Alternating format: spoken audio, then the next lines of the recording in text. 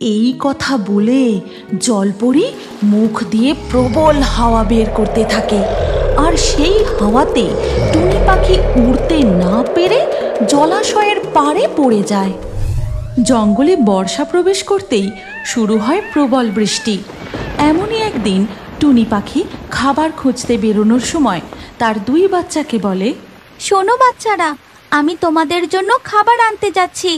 বাইরে প্রচণ্ড বৃষ্টি হচ্ছে, তোমরা কিন্তু একদম বাইরে বেরোবে না, ঠিক আছে?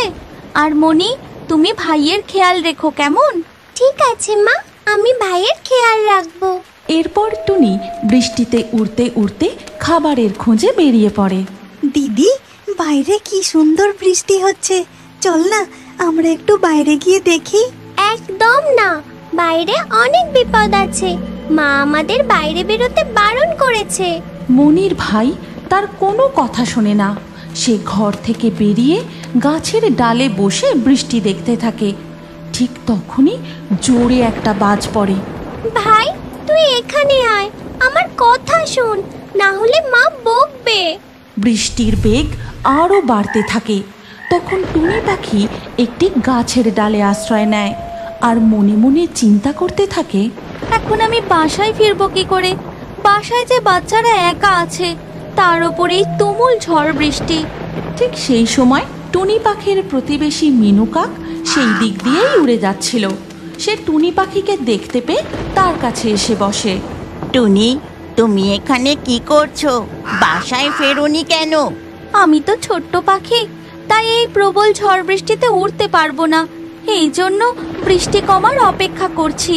তার মানে তোমার বাসায় বাচ্চারা একা? আমি তোমাকে ভয় দেখাতে চাই না, কিন্তু জানো, আমাদের জঙ্গলের নদীতে এক ভয়ঙ্কর প্রাণী এসেছে। সে পাখির বাচ্চার ডিম যা দেখতে পাচ্ছে তাই খেয়ে নিচ্ছে। হ্যাঁ জানি, কালকে সকালে আমি যখন খাবারের খোঁজে বেরিয়েছিলাম তখন দেখি। তারপর টুনি মিনু কাককে ঘটনাটা বলতে শুরু করে। আমি তখন নদীর পাড়ে একটি আম গাছে বসেছিলাম, দেখি নদীর জল থেকে মাথা তোলে এক অদ্ভুত প্রাণী। তারপরেই সে, ওই তো গাছের ডালে একটি পাখির বাসা, বাসাতে কচি কচি ছানার আওয়াজ পাচ্ছি। আজ এই ছানা খেয়েই পেট ভরাবো। এই কথা বলে জলপরি হাত দিয়ে জাদু করে পাখির বাসাটি নদীর পাড়ে ঠিক তার সামনে নিয়ে আসে। তারপর পাখির ছানাগুলো ধরে খেতে থাকে। আমি একটু সাহস করে চিৎকার করে বলি, কে তুমি? তুমি ওই বাচ্চাদের ছেড়ে দাও, তুমি ওদের খেও না, তুমি ওদের ছেড়ে দাও বলছি। এই কথা শুনে জলপরি টুনিকে বলে, একটুখানি পাখি, তুই আমায় হুমকি দিস? মনে রাখিস, সুযোগ পেলে আমি তোকেও ছাড়বো না, তোকে গিলে খাবো আর ঠেকুর পর্যন্ত তুলবো না। এই কথা বলে জলপরি পাখির বাচ্চাগুলোকে খেয়ে নেয়। তারপর সে জাদু করে একটি বিড়ালের রূপ ধারণ করে জঙ্গলের গভীরে হেঁটে চলে যায়। বলো কি, সেই জলজ জীব রূপ পরিবর্তন করতেও পারে? আমি তো শুনেছিলাম সে শুধু জলেই থাকে, আর নদীর পাড়ে পাখির বাসা দেখতে পেলে সে শিকার করে। তখন বৃষ্টির বেগ একটু কমে এসেছে। এই দেখে টুনি পাখি মিনু কাককে বলে, মিনু কাক, এবার আমি আমার বাসায় ফিরে যাই, অনেকটা দেরি হয়ে গেল গো। বাচ্চারা এখন কি করছে কি জানি। এই বলে টুনি পাখি উড়তে উড়তে তার বাসার দিকে যেতে থাকে। সে যখন এক জলাশয়ের কাছ দিয়ে উড়ে যাচ্ছিল, তখন সেই জলাশয়ে, ওই তো সেই টুনি পাখিটা। আজকে আমি ওকে ছাড়বো না, আজ আমি ওকেই শিকার করব। এই কথা বলে জলপরি মুখ দিয়ে প্রবল হাওয়া বের করতে থাকে, আর সেই হাওয়াতে টুনি পাখি উড়তে না পেরে জলাশয়ের পাড়ে পড়ে যায়। কি টুনি পাখি, আমাকে খুব বড় বড় কথা বলেছিলিস না, আজ আমি তোকেই খাবো। তখন ছোট্ট টুনি মনে মনে এক ফন্দি আঁটে। তুমি আমাকে খাবে? তোমার সাহস কি করে হলো? আমি অন্য কারোর খাবার। সে আমাকে আগেই বলে রেখেছে যে সে আজ আমাকে খাবে, আর সে যদি এই কথা জানতে পারে সে তোমাকে কাঁচা চিবিয়ে খাবে। এই জঙ্গলে আমার থেকে ছলনাময় শক্তিশালী আর কেউ নেই। কে তোকে খাবে? আমাকে তার কাছে নিয়ে চল, আমি আগে তাকেই শেষ করব, তারপর তোকে খাবো। ঠিক আছে, চলো তবে। জলাশয়ের জলপরি রূপ বদল করে বিড়ালের রূপ ধারণ করে। তারপর টুনি পাখির সাথে সেই ছদ্মবেশী বিড়াল গিয়ে পৌঁছায় এক গুহার সামনে। চুপ, এখানেই সে আছে। কি চুপ করব আমি? কখনো না। আমার থেকে শক্তিশালী কে আছিস গুহায়? বেরিয়ে আয়, আমি তোকে চিবিয়ে খাবো। ঠিক তখনই গর্জন করতে করতে বেরিয়ে আসে এক বাঘ।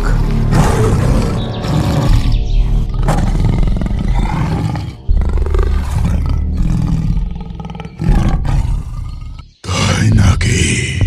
তুই আমায় খাবে? দাঁড়া, দেখাচ্ছি কে কাকে খায়।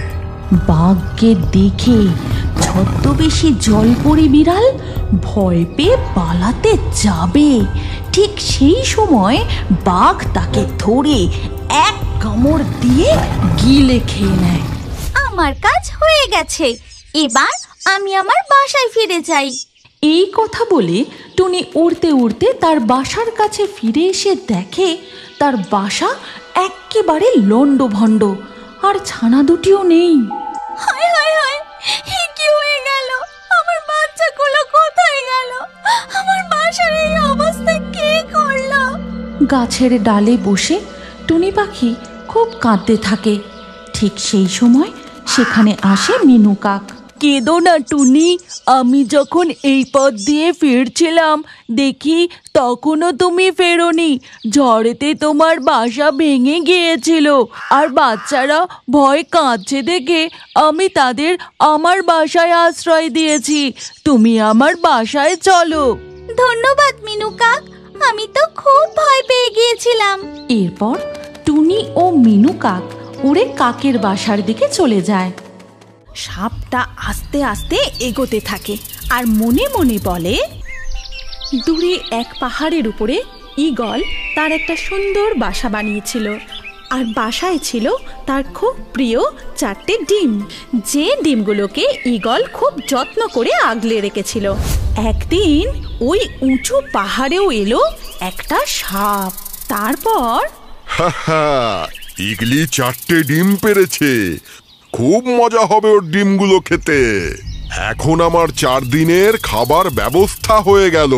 তারপর যখন ঈগল ঘুমোচ্ছিল, সাপটা আস্তে আস্তে এগোতে থাকে আর মনে মনে বলে, আরে ইগলি তো বাসার মধ্যে ডিমের পাশেই শুয়ে আছে, মনে হচ্ছে তো ঘুমোচ্ছে।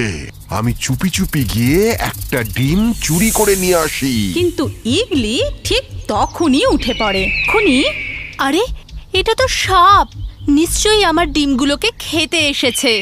ওকে তো এক্ষুনি মজা দেখাচ্ছি। ওরে বাবা, ইগলি তো উঠে পড়েছে, এবার পালাতে হবে।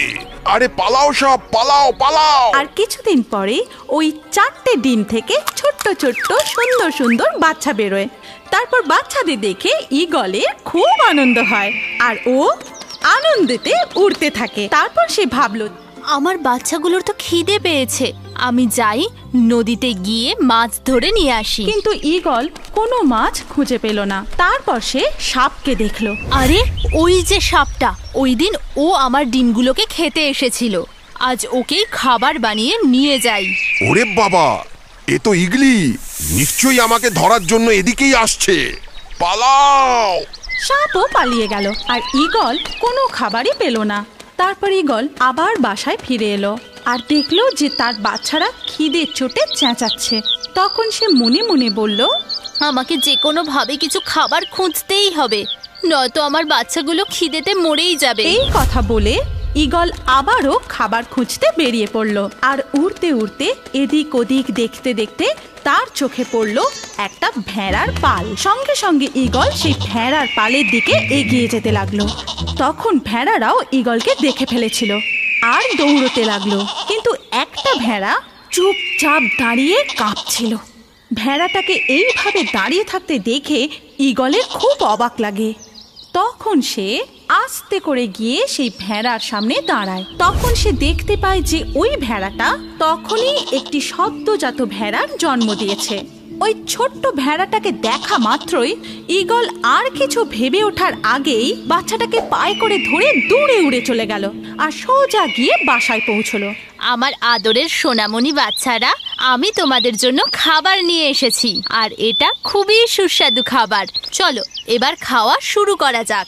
ঈগলের বাচ্চাদের তখনও পর্যন্ত চোখ ফোটেনি, এই জন্য তারা খাবার দেখতে পায়নি, শুধু মায়ের আওয়াজ শুনলো আর মুখ খুললো। ঈগল ভেড়ার বাচ্চাটিকে মারতে যাবে আর ঠিক তখনই ভেড়ার বাচ্চাটা জোরে জোরে মা মা করে চিৎকার করে ডাকতে থাকলো। আর মা মা মা ভেড়ার বাচ্চাটি ঈগলের পায়ের চারপাশে কেবলই ঘুরতে থাকলো আর নিজের মুখটা ঈগলের পায়ে বারবার ঘষতে থাকলো। মা মা ওই বাচ্চাটার এমন ভালোবাসা দেখে ঈগলের মনেও মায়ের মমতা জেগে উঠেছিল, আর ঈগল তাকে হত্যা করতে পারল না। তারপর তার নাম রাখলো বুকু। এই বাচ্চার এত ভালোবাসায় আমি মমতার জালে জড়িয়ে গেছি। এবার আমি ওকে কি করে মেরে ফেলতে পারি? না, আমি ওকে মেরে ফেলতে পারি না। আজ থেকে আমি ওর নাম দিলাম বুকু। এবার আমাকে আমার বাচ্চাদের জন্য আরো কিছু খাবারের বন্দোবস্ত করতেই হবে। তাদেরকে ওখানেই ছেড়ে ও আবারও খাবার খুঁজতে গেল। আর এদিকে বুকুর মা, এবার আমি কি করব? ওই ইগলি আমার বাচ্চা খেয়ে নিয়েছে। তুই একদম কাঁদিস না, কিছুদিন পর আমরা সবাই এটা ভুলে যাব। তুই আবার একটা বাচ্চার জন্ম দিবি, তারপর সব ঠিক হয়ে যাবে। তখন অ্যালবার্টো কাকাতুয়া বলে, হ্যাঁ, তুই আর কাঁদিস না, কাঁদলে কিচ্ছু হবে না, আস্তে আস্তে সব ঠিক হয়ে যাবে। তখন থিও কাক বলে যে, এই ঈগল সুযোগ পেলেই কাউকে না কাউকে উঠিয়ে নিয়ে যায় আর তারপর তাকে মেরে খায়। তারপর আর্লো সারস বলে যে, তুমি তো জানো ভেড়া, ইগলি এরকমই করে থাকে। ও নিজের খাবারের জন্য যে কোনো কাউকে শিকার করে, বাচ্চা বুড়ো কাউকে ছাড়ে না। এবার সবকিছু ভুলে যাও তুমি। কিন্তু ওই ভেড়া মাটি কিছু ভুলতে পারে না। সে প্রতিদিন নিজের হারিয়ে যাওয়া সন্তানের জন্য কাঁদতে থাকে, তার কথা ভাবতে থাকে। এদিকে ইগলি নিজের বাচ্চাদের জন্য মাছ আনতে যেত। তখন বুকু নিজের মতন করে পাহাড়ে ঘুরে ঘুরে ঘাস খেত। নিজের বাকি ঈগল বোনেদের সাথে সে খেলা করত, ঘুরে বেড়াতো, ঘাসের ফুল তুলে নিজেকে সাজাতো। একদিন যখন বুকু নিজের ঈগল বোনেদের সাথে মিলে খেলা করছিল প্রজাপতির সাথে, তখন ওই দেখো প্রজাপতি, চলো ওদেরকে ধরা যাক। চলো। তখন ববি শকুন ওকে দেখতে পায় আর মনে মনে বলে, আরে বাবারে, এটা তো একটা ভেড়ার বাচ্চা দেখছি। এখানে ঈগলের বাচ্চাদের সাথে খেলছে। এই ব্যাপারটা ঠিক হজম হচ্ছে না, যাই গিয়ে দেখি। আর সে ওদের কাছে গিয়ে বলে, এই ঈগলের বাচ্চারা, এই ছাগলের বাচ্চাটা তোদের সাথে এখানে কি করছে? আপনি কে? আর ছাগলের বাচ্চাটাই বা কে? আমি হলাম ববি গিট, আর এটা হলো চার পে ভেড়ার বাচ্চা। কি? কিন্তু এটা তো আমাদের ভাই। এটা তোমার কোনো ভাইটাই নয়, এটা ভেড়া, আর আমি একে এখন খাবো। চলো সবাই। তারপর ববি শকুন বুকুর দিকে এগোতে থাকে। তারপর ঈগল ওখানে এসে যায় আর দুজনের মধ্যে ভীষণ লড়াই হয়। তুই চলে যা এখান থেকে ববি। তুই সরে যা ঈগল, আমি ওকে খাবো। ওরা আমার বাচ্চা, তুই ওদেরকে খেতে পারিস না। তুই চলে যা এখান থেকে। ঠিক আছে, এখন আমি যাচ্ছি, কিন্তু আমি ব্যাপারটা কিছুতেই ছাড়বো না। আমি ওকে খাবো, তবে আমার শান্তি। মা, এই ভেড়াটা কে হয়? কি বুকু? মা, আমি কি সত্যি একটা ভেড়া? হ্যাঁ বাবু, তুই একটা ভেড়া। এরপর ঈগল ওই ভেড়া শিশুটিকে সমস্ত ঘটনা খুলে বলে। তারপর বলে, এবার আমি তোকে তোর আসল মায়ের কাছে ফেরত দিয়ে আসবো, নয়তো এই ববি শকুনের থেকে তোকে বাঁচাতে পারবো না। এরপর ঈগল বুকুকে তার আসল মায়ের কাছে ছেড়ে আসে। আরে ছাগল, এটা তো তোরই বাচ্চা মনে হচ্ছে। আরে আমার বাচ্চা, আমার লাডলা। এতদিন ওই ঈগলের কাছেই ছিল আর বেঁচেও ছিল। হ্যাঁ, আমি এতদিন পর্যন্ত ঈগল মায়ের কাছেই ছিলাম, আর উনি আমাকে সত্যি খুব ভালোবাসেন। বলো, তুমি কি আমার আসল মা? হ্যাঁ বাবু, আমিই তোর আসল মা। এরপর ভেড়িটি নিজের সন্তান বুকুকে জড়িয়ে ধরে আদর করে। তারপর সবাই মিলে আনন্দ করে থাকতে শুরু করে। আজকের লাকি ড্রয়ে নির্বাচিত সেরা কমেন্ট ও দর্শকদের নামগুলি হল খাদিজা, আফসানা, অনিতা, মারিয়া, জসমিরা, রাকিব, জান্নাতুন, রিদিয়া, রহিদ, ইমরান, পূজা, তৌছিপ, অমিত, মনি, আশা। আপনারও নাম ও সবথেকে সেরা কমেন্টগুলি পরবর্তী ভিডিওতে থাকতে পারে, তাই আমাদের চ্যানেল জলপরি কার্টুন এক্ষুনি সাবস্ক্রাইব করে নিন আর স্ক্রিনের উপরে আসা এই ভিডিওতে ক্লিক করে পরবর্তী ভিডিওটি দেখুন। আপনার নামটাও পরবর্তী ভিডিওতে কমেন্টে জানান। কি ভাবছেন? ভিডিওটি ক্লিক করে তাড়াতাড়ি দেখুন।